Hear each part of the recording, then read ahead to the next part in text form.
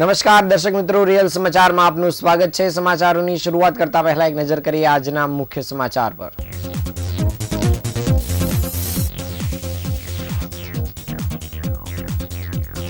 રાંદેર વિસ્તારમાં બિનવારસી સુટકેસ મળતા પોલીસ દોડતી થઈ, બોમ્બ સ્ક્વોડ દ્વારા તપાસ કરાઈ। સુરત એરપોર્ટને હાઈ એલર્ટ પર મૂકી ચુસ્ત બંદોબસ્ત ખડકાયો, મુસાફરોની સઘન તપાસ થશે। આરટીઓ ચલણની એપ્લિકેશન ફાઇલ મોકલી બેંક ખાતું સફાચટ કરી નાખતી ગેંગ ઝડપાઈ। પુત્રને જર્મનીમાં ભણાવવા પિતાએ ગાંજાનો વેપલો શરૂ કર્યાનો ધરપકડ થઈ। સુરભી ડેરીમાંથી મળેલ નકલી પનીરમાં એસિડ ભેળવાતું હોવાનો ખુલાસો।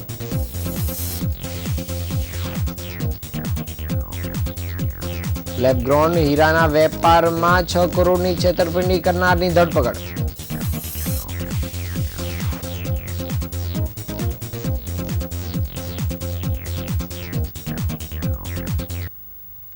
સમાચાર વિગતે જોઈએ। દેશની રાજધાની દિલ્હીમાં તાજેતરમાં બનેલી કાર બ્લાસ્ટની ઘટનાના પગલે સુરત સહિત સમગ્ર ગુજરાતમાં સુરક્ષા એજન્સીઓ હાઈ એલર્ટ પર છે। આતંક માહોલ વચ્ચે સુરત શહેરના રાંદેર વિસ્તારમાં એક ગણેશ મંદિરની માત્ર 10 મીટરના અંતરે એક બિનવારસી સુટકેસ મળી આવતા શહેર પોલીસ તંત્રમાં ભાગદોડ મચી ગઈ હતી। જોકે બોમ્બ સ્ક્વોડ દ્વારા તકેદારીપૂર્વક તપાસ કર્યા બાદ સુટકેસમાંથી કોઈ પણ શંકાસ્પદ વસ્તુ મળી ન આવતા પોલીસે રાહતનો શ્વાસ લીધો હતો। આ ઘટનાક્રમની શરૂઆત સવારે આશરે 11 વાગ્યે થઈ હતી અને સુરત પોલીસના કંટ્રોલ રૂમને એક કોલ મળ્યો હતો કે રાંદેર વિસ્તારમાં ગણેશ મંદિરની બરાબર સામે સિગ્નલ નજીક એક કાળા રંગની શંકાસ્પદ સુટકેસ લાંબા સમયથી બિનવારસી હાલતમાં મળી આવી છે। ધાર્મિક સ્થળની નજીક અને દેશમાં હાલ પ્રવર્તી રહેલા સુરક્ષાના માહોલને ધ્યાનમાં રાખીને આ કોલને ગંભીરતાથી લેવામાં આવ્યો હતો। ઘટનાની જાણ થતાં જ રાંદેર પોલીસ સ્ટેશનના પીઆઈ સહિતનો ઉચ્ચ પોલીસ અધિકારીઓનો કાફલો તાત્કાલિક ઘટનાસ્થળ પર પહોંચી ગયો હતો। કોઈપણ પ્રકારનું જોખમ ન રહે તે માટે વિસ્તારને કોર્ડન કરીને જાહેર જનતાની અવરજવર પર પ્રતિબંધ મુકાયો હતો। સ્થિતિની ગંભીરતા જોતા તાત્કાલિક bomb detection and disposal squad અને સ્નીફર ડોગ્સની ટીમને ઘટનાસ્થળ પર બોલાવવામાં આવી હતી। તકેદારીપૂર્વક સ્નીફર ડોગ અને બોમ્બ સ્ક્વોડની મદદથી સુટકેસની પ્રાથમિક તપાસ કરાયા બાદ સુરક્ષાના ભાગરૂપે બેગને અવાવરૂ જગ્યાએ લઈ જવામાં આવી હતી અને ત્યાં તેને સ્કેન કરી ખોલવાની કાર્યવાહી કરાઈ હતી। સમગ્ર પ્રક્રિયા દરમિયાન પોલીસ અધિકારીઓ અને સ્થાનિક લોકોમાં ભારે તણાવ જોવા મળ્યો હતો। લાંબી અને સઘન તપાસ બાદ જ્યારે સુટકેસ ખોલવામાં આવી ત્યારે અંદરથી કોઈ પણ વિસ્ફોટક કે શંકાસ્પદ સામગ્રી મળી આવી ન હતી, જેને કારણે પોલીસે હાશકારો અનુભવ્યો હતો।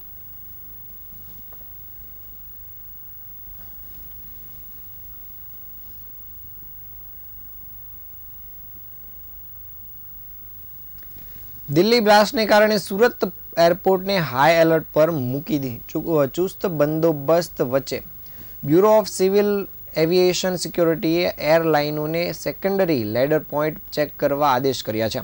એટલે કે તમામ ફ્લાઇટમાં ચડતા પહેલા પેસેન્જરોના હેન્ડબેગનું 2 વાર મેન્યુઅલ ચેકિંગ કરવાનું હોવાથી વધારાનો સ્ટાફ મૂકી દેવામાં આવ્યો છે।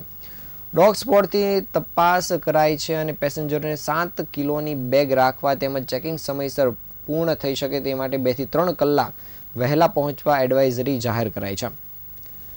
સીઆઈએસએફ પર પણ સુરક્ષા કડક કરી દેવામાં આવી છે, જેમાં સામાનનું સ્કેનિંગ, વાહનોની તપાસ અને પ્રવાસીઓ પર વોચ રખાઈ રહી છે। સીઆઈએસએફે અન્ય એજન્સીઓ સાથે મળીને સુરક્ષા વ્યવસ્થા અમલમાં મૂકી છે।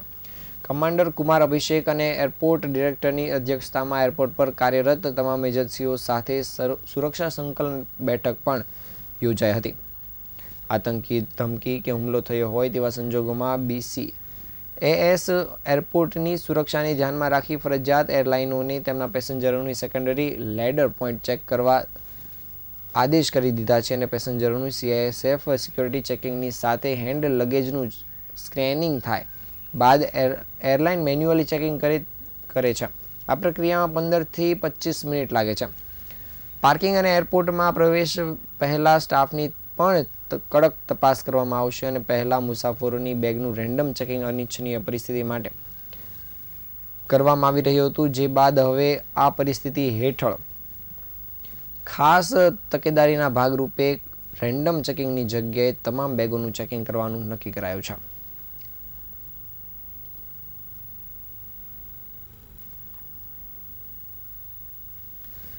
સુરતમાં રહેતા એક સિનિયર સિટીઝનને વોટ્સઅપ પર બનાવટી ડિજિટલ આરટીઓ ઈ ચલણની એપ્લિકેશન ફાઇલ મોકલી મોબાઈલ ફોન હેક કરી ઓનલાઈન રૂપિયા પડાવી લેવામાં આવ્યા હતા. આ મામલે સુરત સાયબર ક્રાઇમ સેલની ટીમે ઝારખંડ ખાતેથી સાયબર ફ્રોડના ગુના આચરતી જામતારા ગેંગના સભ્યોને ઝડપી પાડ્યા છે. સુરત શહેરમાં રહેતા એક સિનિયર સિટીઝનને તારીખ 27 ઓગસ્ટના રોજ મોબાઈલ ફોનમાં વોટ્સઅપ પર આરટીઓ ઈ ચલણની એપ્લિકેશન ફાઇલ મળી હતી, જેમાં સિનિયર સિટીઝનને દીકરાના વાહનનું ચલણ આવી હશે તેમ સમજીને ડાઉનલોડ કરી હતી. જેમાં જણાવ્યા મુજબ પ્રોસેસ કરતા તેઓના મોબાઈલમાં બેંકના ઓટીપી આવ્યા હતા અને 2,45,000 રૂપિયા ઓનલાઈન ટ્રાન્સફર થઈ ગયા હતા. આથી આ બાબતે સિનિયર સિટીઝને તાત્કાલિક સાયબર ક્રાઇમ હેલ્પ નંબર પર ફોન કરીને ફરિયાદ નોંધાવી હતી. જે બાદ સાયબર ક્રાઇમ પોલીસે ફરિયાદ નોંધી તપાસ કામગીરી શરૂ કરી હતી. કોલકાતા ખાતેથી આ ગુનામાં સંડોવાયેલા આરોપી લઈક નફીઝ, એમડી નફીઝ અને મોહમ્મદ અસલમ ઉર્ફે ગુડ્ડુ, મકબૂલ ઉર્ફે હારૂન અંસારીને ઝડપી પાડવામાં આવ્યા છે. વધુ તપાસ દરમિયાન આરોપી મોહમ્મદ સરફરાઝ યાસીન અંસારીની સંડોવણી જણાતા આથી પોલીસે ટીમ ઝારખંડ જામતારા ખાતે તપાસ કરીને મોહમ્મદ સરફરાઝ યાસીન અંસારી, રિયાઝ અંસારી, મોહમ્મદ કલીમ મિયા ઉપરાંત શહઝાદ અંસારીની ધરપકડ કરી છે. પોલીસના જણાવ્યા અનુસાર આ ટીમ નાસ્તા ફરતા આરોપી સંતોષ મંડળ અને સિકંદર મંડળને સાથે મળી ઝારખંડ રાજ્યના જામતારા અને દેવધર જિલ્લામાં રહી ભારતના અલગ અલગ રાજ્યના લોકોને વોટ્સઅપ ઉપર બોગસ તથા બનાવટી આરટીઓ ઈ ચલણની એપ્લિકેશન મોકલીને તેમના મોબાઈલ હેક કરી ડેટા એક્સેસ કરવાની સાથે ટ્રાન્સફર રૂપિયા મારી લેતા હતા. તેમજ અનેક વાર આ પ્રકારના ગુનાઓ આચરતી હોવાને કારણે અનેક આ ટોળકી સામે ફરિયાદ નોંધાઈ ચૂકી છે. હાલ પોલીસ દ્વારા આ ટોળકીને લઈને સઘન તપાસ કામગીરી શરૂ કરી છે.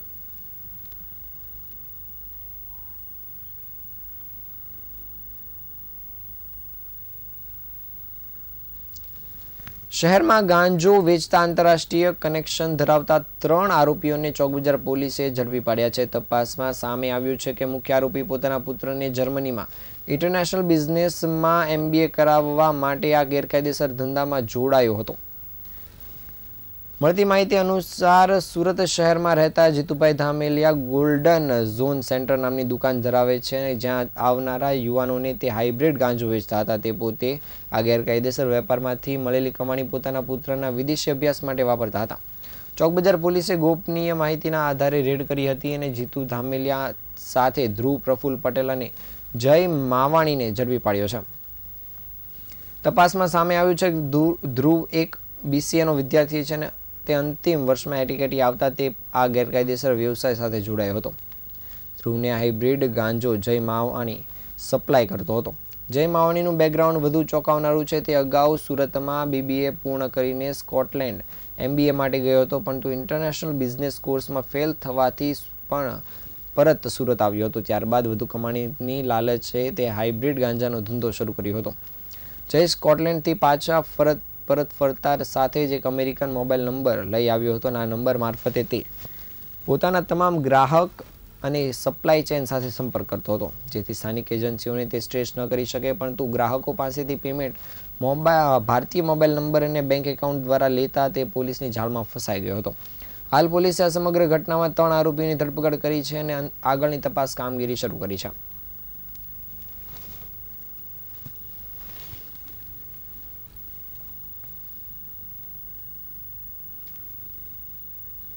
ગુજરાતમાં નકલી ઘી અને પનીર ઝડપાતું હોવાની અનેકો ઘટના સામે આવી ચૂકી છે. ત્યારે સુરતમાં સુરભી ડેરીમાંથી નકલી પનીરનો જથ્થો પકડાયો હતો.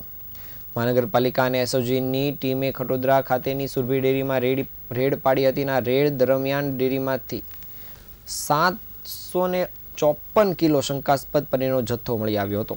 આ જથ્થાને સીઝ કરીને પનીરના સેમ્પલ ટેસ્ટિંગ માટે લેબમાં મોકલવામાં આવ્યા હતા. ખટોદરા ખાતેની સુરભી ડેરીમાં મહાનગરપાલિકા અને SOGની ટીમને દરોડા પાડ્યા હતા, જ્યાંથી 754 કિલો શંકાસ્પદ પનીરનો જથ્થો પકડાયો હતો. આ પનીરના જથ્થાને સીઝ કરીને તેના સેમ્પલ ટેસ્ટિંગ માટે લેબમાં મોકલવામાં આવ્યા હતા, જેમાં મોટો ખુલાસો થયો છે. સુરભી ડેરીમાં ઘીમાં એસિડ નાખીને નકલી પનીર બનાવવામાં આવતું હતું. ઘીમાં ગ્લેશિયલ એસેટિક એસિડનો ઉપયોગ કરીને પનીર તૈયાર કરાતું હતું.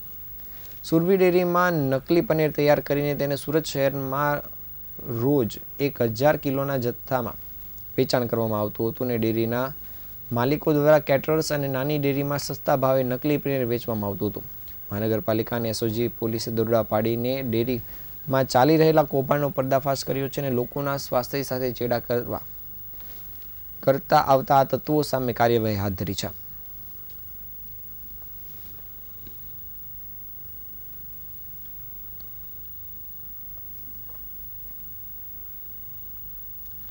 સુરતને વિશ્વ ડાયમંડ સિટી તરીકે ઓળખે છે, ત્યારે લેબગ્રોન ડાયમંડના વધતા જતા વેપારમાં વિશ્વાસઘાત અને છેતરપિંડીના કિસ્સાને હીરા બજારમાં ખળભળાટ મચાવી દીધો છે.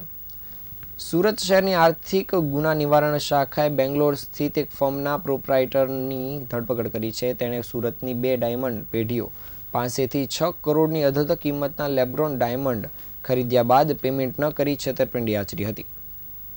આ સમગ્ર મામલે સુરતના ફરિયાદી અને વેપારી કલ્પેશ મોણપરાએ ફરિયાદ નોંધાવી હતી, જેના આધારે ઇકોસેલ દ્વારા તપાસ કામગીરી શરૂ કરવામાં આવી હતી. કલ્પેશભાઈની માલિકીની પેઢીઓ પાસેથી આરોપી દિલીપભાઈ અણગણ અને રવજીભાઈ મહિડાએ સિફતપૂર્વક લેબગ્રોન ડાયમંડનો માલ મેળવ્યો હતો. પોલીસમાં નોંધાયેલ ફરિયાદના આધારે કુલ માલ 3 કરોડ ને 23 લાખની કિંમતના હીરા ખરીદવામાં આવ્યા હતા. ઉપરાંત જે બાદ વધુ 2 કરોડ ને 78 લાખની કિંમતના હીરા ખરીદાયા હતા. ઉપરાંત અન્ય ખરીદી બાદ કરોડો રૂપિયાના હીરાનું સમયસર પેમેન્ટ કરવામાં આવ્યું નહોતું. આ કુલ છેતરપિંડીમાંનો આંકડો 6 કરોડને પાર પહોંચી ચૂક્યો છે. આ ગુનાની ગંભીરતાને ધ્યાનમાં લેતા જ ઇકોસેલ દ્વારા સઘન તપાસ કામગીરી કરવામાં આવી હતી અને ટેકનિકલ સર્વેલન્સ ઉપરાંત બાતમીના આધારે આ સમગ્ર કૌભાંડના મુખ્ય સૂત્રધાર અને મહાલક્ષ્મી જ્વેલર્સના પ્રોપ્રાઇટર દિલીપ અણગણને મુંબઈ ખાતેથી દબોચી લેવામાં આવ્યો છે. હાલ પોલીસે આ દિલીપ અણગણને લઈને આગળની તપાસ કામગીરી શરૂ કરી છે.